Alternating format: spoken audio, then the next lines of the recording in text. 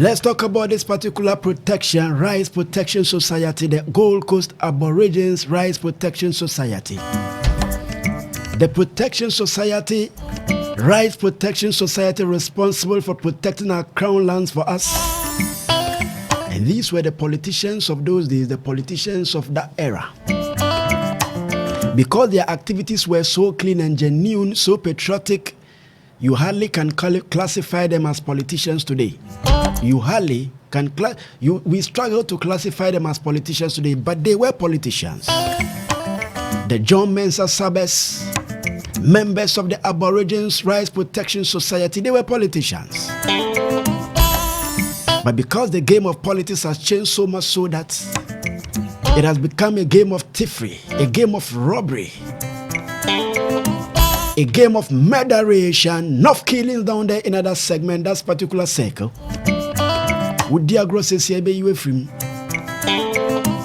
So we have problems or challenges classifying these people as politicians, but they were politicians, but they were so selfless, so patriotic, so much so that they weren't interested in accumulating for themselves and their family, but for accumulating for the country Ghana, Gold Coast then. So when these people were fighting to protect our crown lands, they weren't fighting to share the lands among themselves. They were not fighting to protect the lands and share the lands among themselves. No, they were fighting to protect these lands for Ghana, for you and I today. Today's politician has the opportunity to do same. He's interested in robbing, stealing them for himself and his family. Let's talk about the selfless politician, rare ones. The Gold Coast Aborigines Rights Protection Society, known in short as ARPS, was an African anti-colonialist organization formed in 1879 in the Gold Coast. As Ghana is known as Ghana now, but it was formed during the Gold Coast era, sometime in 1897. Originally established by traditional leaders and the educated elite to protect the Crown Lands Bill of the 1896 and the Lands Bill of 1897, which threatened traditional land tenure. They put together that particular Rights Protection Society to deal with the threatening nature of the atmosphere at that time, just to protect our traditional land tenure system. The Gold Coast Aborigine Rights Protection Society became the main political organization that led organized and sustained opposition against the colonial government in the Gold Coast, laying the foundation for political actions that would later emerge here in the country. Yes, this particular ARPS, the Aborigines Rights Protection Society, laid the foundation for political action that will ultimately lead to the Ghanaian independence. That Rights Protection Agency gave birth to political parties. It later faded away and gave birth to much more organized and much more refined political organizations that took Ghana through the journey, the process that gave Ghana the independence we're enjoying today. Even though it's a facade, it's a fallacy. It is not a total independence. That's not the independence Dr. Kwame Nkrumah fought for us. This is a different independence. We are enjoying a totally different independence together.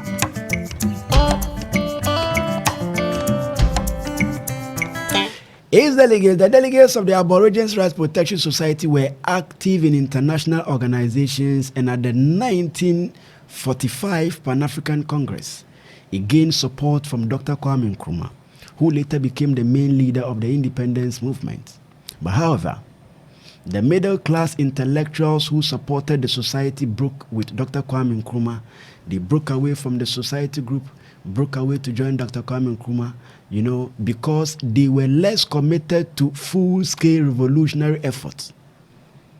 Consequently, the society declined as a major political force. J.W.D. de Graaf Johnson, Jacob Wilson Say, J.P. Brown, J.E. Castley Hayford, and John Mensah Saba were co-founders of the Aborigines Rights Protection Society of the Gold Coast.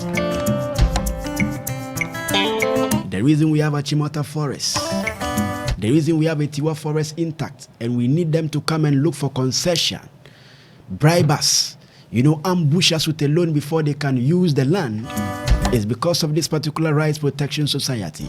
I didn't know because of them they could have just taken the land like that.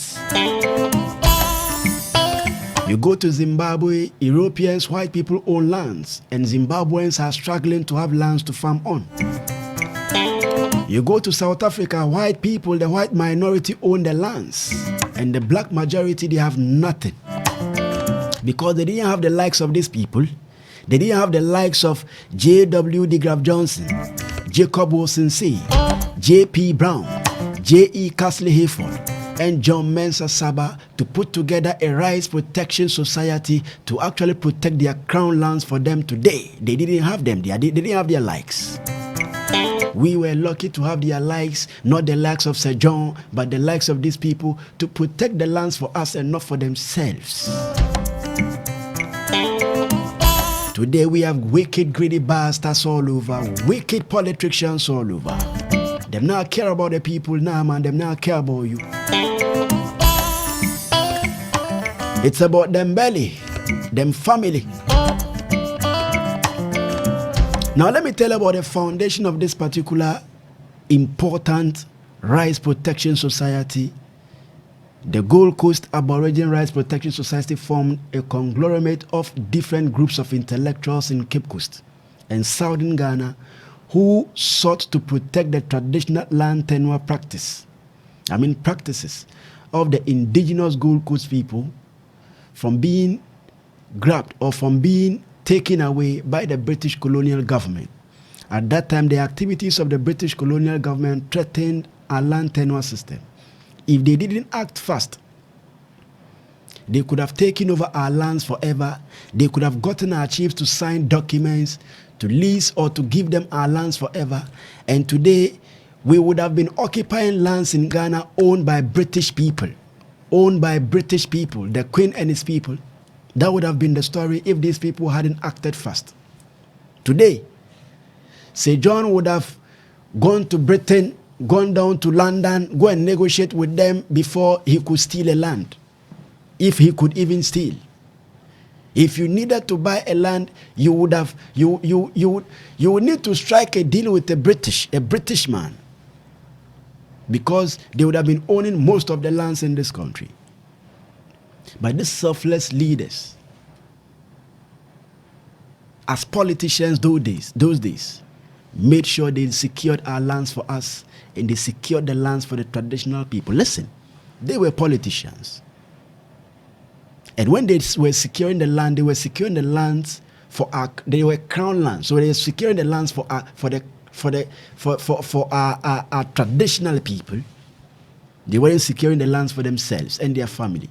Like today, John Mensah Saba, Castley Hayford, those people, Jacob Wilson Say, they would have been the owners of most of the lands in this country. But when they were fighting for the protection of those lands, they weren't fighting to protect the lands for themselves, but for Mother Ghana. That's why we have government lands. We have lands in the hands of traditional rulers. They own their lands, and you need them to lease it out to you. They are the reason today nobody owns a land in Ghana. It is leased to you. When you buy a land, you don't own the land. It has been leased to you. And it is renewed. Is it after every 100 years? Also, every 100 years, you have to go and do the renewal. Lands are rented out to people in this country, but are not bought or owned forever. And even the thief politicians, most of the thief politicians don't even know this and appreciate this. So they grab the lands and wheel the lands out haphazardly with no sense of dignity. No, man. There is no honor in thievery. There's no honor in stealing from the very people who gave you a mandate to come and serve them. There's no honor in that. Today you're dead and buried. Fingers are pointing at you as a thief. What's the honor in this? God forbid that you die. You have your family alive, your sons, your kids, your nephews, your late wife, they are still alive, only for them to wake up one bright morning with fingers pointing at you in your grave as a thief. There's no honor in that. Protect your dignity. No, I don't care. People are making reference to the fact that Wayejuma sa na now your lawyer wa broche sa na. No, man. The end justifies the means. I am even suspecting all he accumulated as a lawyer. I am suspecting them. If that's how he ended up, then I am suspecting all he accumulated. You think it is genuine. The end always justifies the means. The likes of these people who founded the Aborigines Rights Protection Society, they didn't do that. They didn't protect the lands for themselves and their family.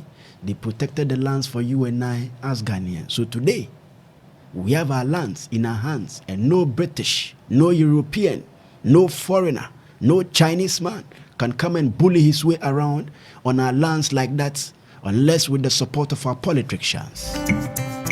We own our lands. You go to Zimbabwe, they are struggling with them.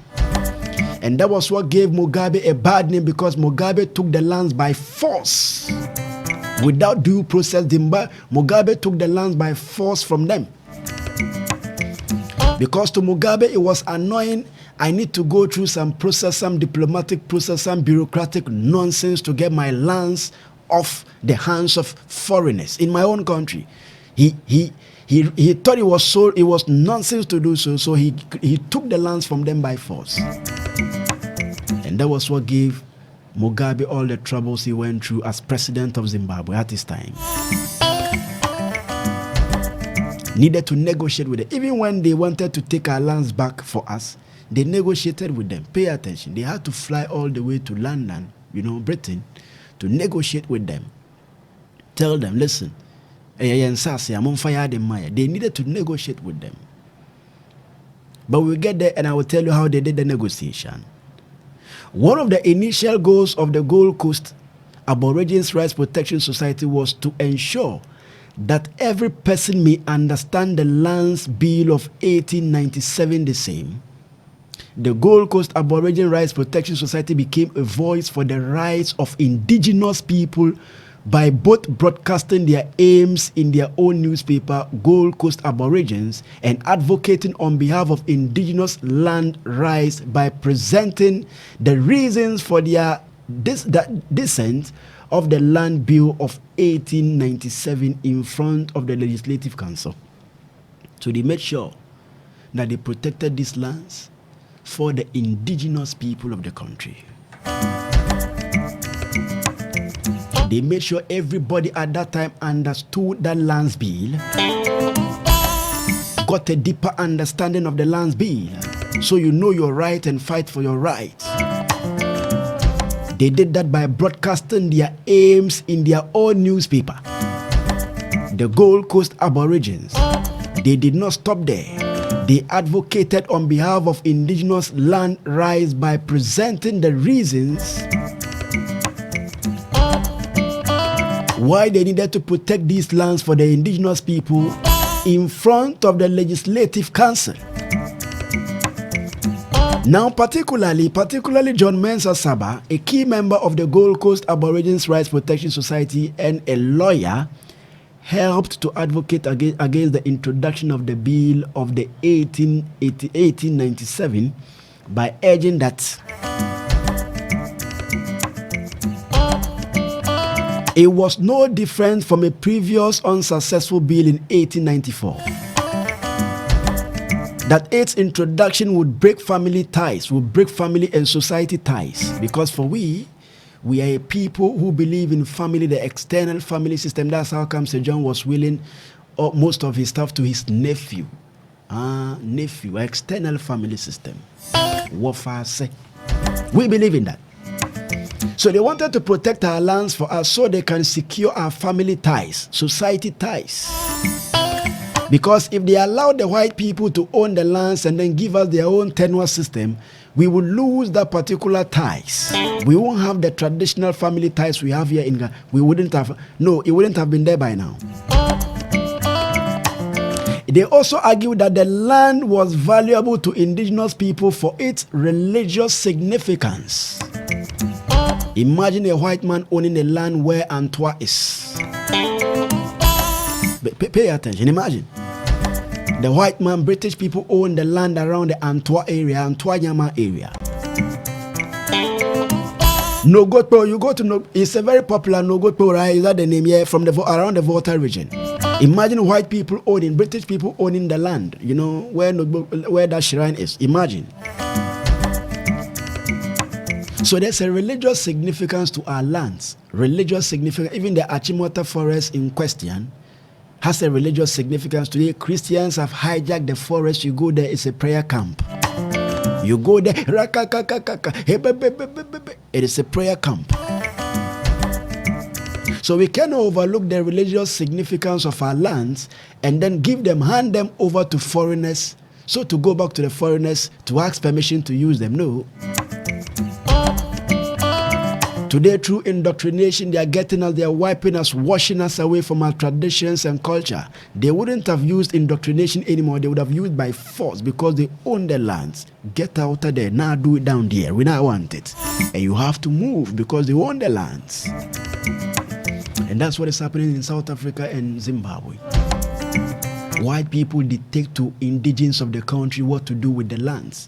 They are the owners of the biggest farm, the big farmlands, and they employ the indigenes, the owners of the lands, as laborers on the farm. Tell me, what's the difference between that and slavery?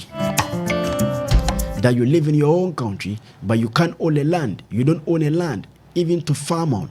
It is the foreigner, the white man who owns a land in your own country, and the only job you can do on the land is as a laborer and not as a farmer as the owner of a land. No. That was what angered Mugabe, and he thought, no, going through a due process would be ridiculous, would not make sense. I own the thing by nature. There's no way I should be spending time going through some process called due process. I am taking my thing. Go away. They started painting Mugabe black using international media.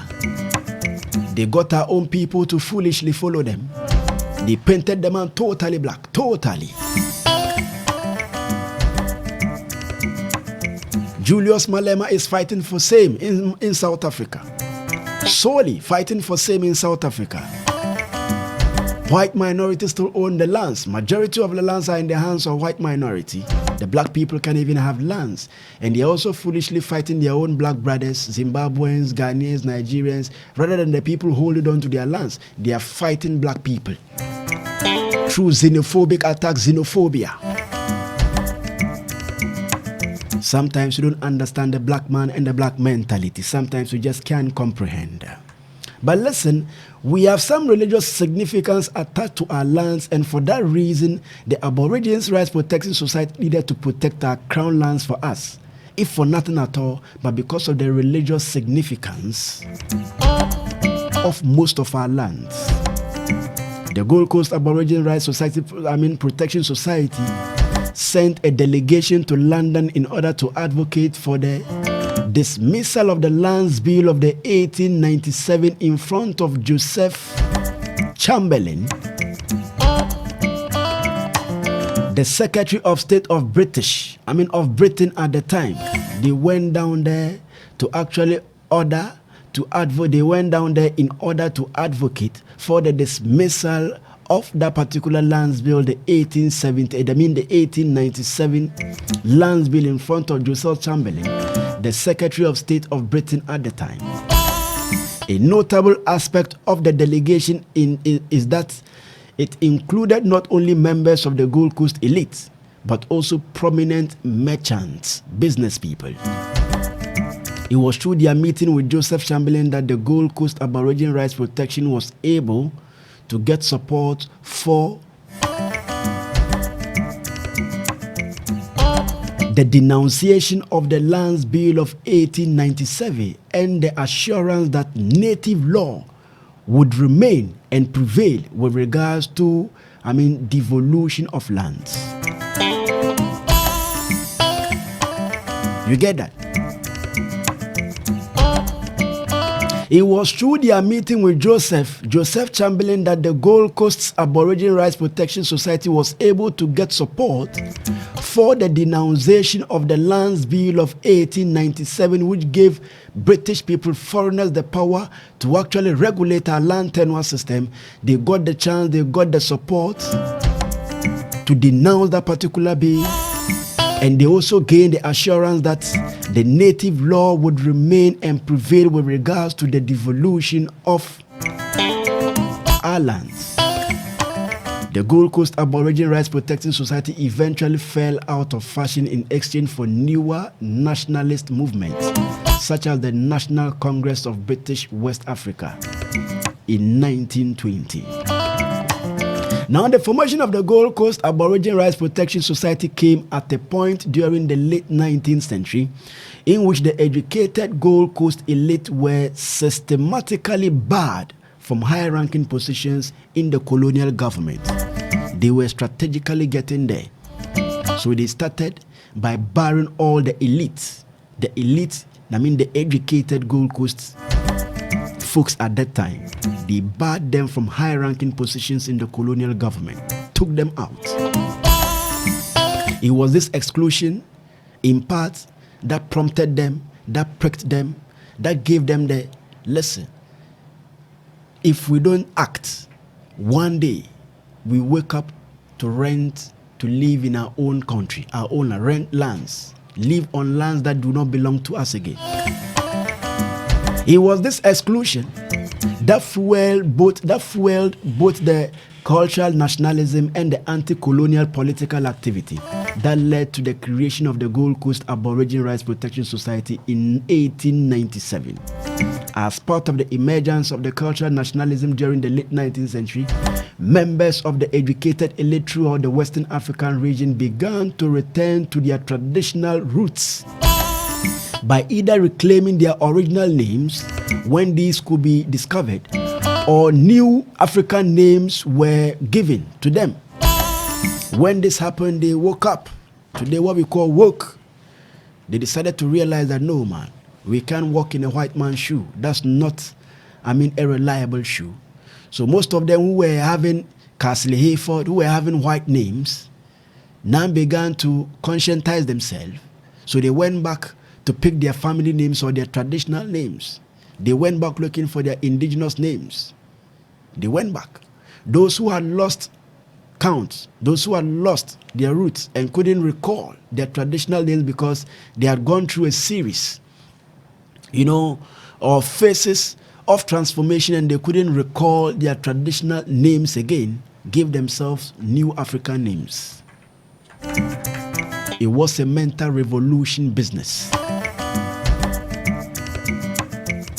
This reclamation of nomenclature influenced the naming of the Gold Coast Aboriginal Rights Protection Society. It was originally conceived as a branch of the Aborigines Protection Society of London, but later renamed as the Aborigines Rights Protection Society to serve its purpose for the people of Gold Coast. Now entrenched in the founding of the Gold Coast Aboriginal Society, was a belief that both the political actions of the Gold Coast Aboriginal Rights Protection Society and the movement against foreign encroachments on native lands were joint vehicles of nationalism. Moreover, the key players in the Gold Coast Aboriginal Rights Protection Society predicted their belief in a movement against the Lands Bill of 1897 on the assumption, that the economic interests of the village chiefs were identical with both of the rural population as a whole. They were thinking about the village chiefs and the village people and not themselves. Sir John becomes a forestry commission, whatever. And he's not thinking about the village folks and the village chiefs. He's thinking about himself and his nephews. That is the kind of politicians we have today. After all he had as a lawyer, after all he accumulated as a lawyer, wasn't enough for the man. When he got the opportunity to serve, like the John Mensah Sabes, like the Dr. Casley Hayfords, when he got the chance to serve like they did, he wasn't interested in the village, the well-being of the village folks and the village chiefs. He was interested in stealing for himself and his nephews, his family. Those are the kind of politicians we have today. And too long we've been telling you, enough for them are thieves. Them now can't serve you now, man. You run after them every election year. Insult people for them, kill each other for them, hate each other for them. Many people don't want to see my face because of politicians. They themselves are not politicians, but because they support one politician or the other, they hate you to the core because you tell them the truth. You think they care about you? Most of them are sitting on government lands. Most of them have government lands in their hands, and they will die with them in their hands. If not because they are myopic people, like Sir John's death will be a lesson to them. It doesn't matter how much lands you grab, you will die and leave them someday. Whoever you will them to will die and leave them someday. But greed will not open their eyes to see and realize that, no, man, I don't need that much. What I have is enough. Let me serve the people. There's honor in service of the people. There's honor in serving the people than robbing from the people. Today, a man is dead. Instead of me to be here hailing him, telling his story in the history segment to honor him, we are here pointing fingers at him, accusing him of thievery in his grave. You hear people say rest in peace. They write rest in peace beautifully. Nice handwriting, rest in peace on the graves of people.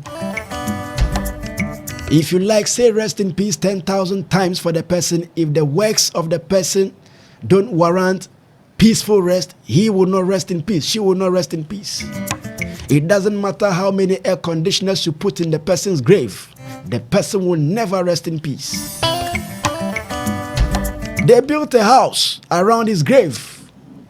Why wouldn't they build a house around his grave? Because he had robbed enough for them.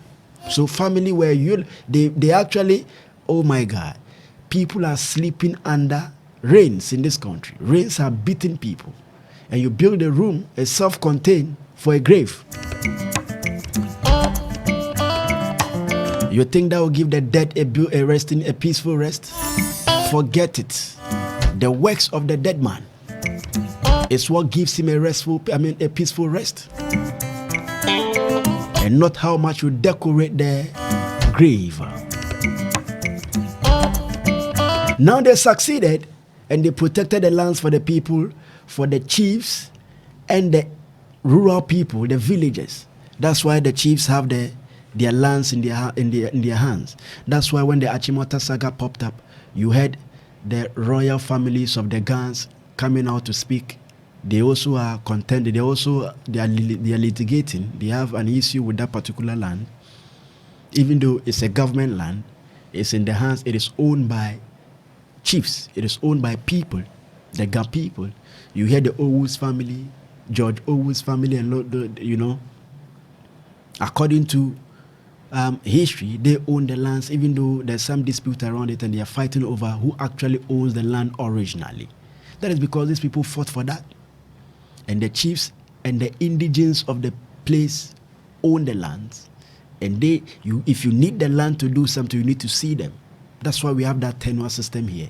I didn't know because of these people, we wouldn't have gotten that tenure system. Before you use the land, you will need to negotiate with somebody in Britain before you get the chance to use the land, even though it's your land. The Aborigines Rights Protection Society, they weren't thief politicians. No, they weren't selfish. They were so selfless. So much so that when they were fighting for the village folks and the village chiefs to own their lands.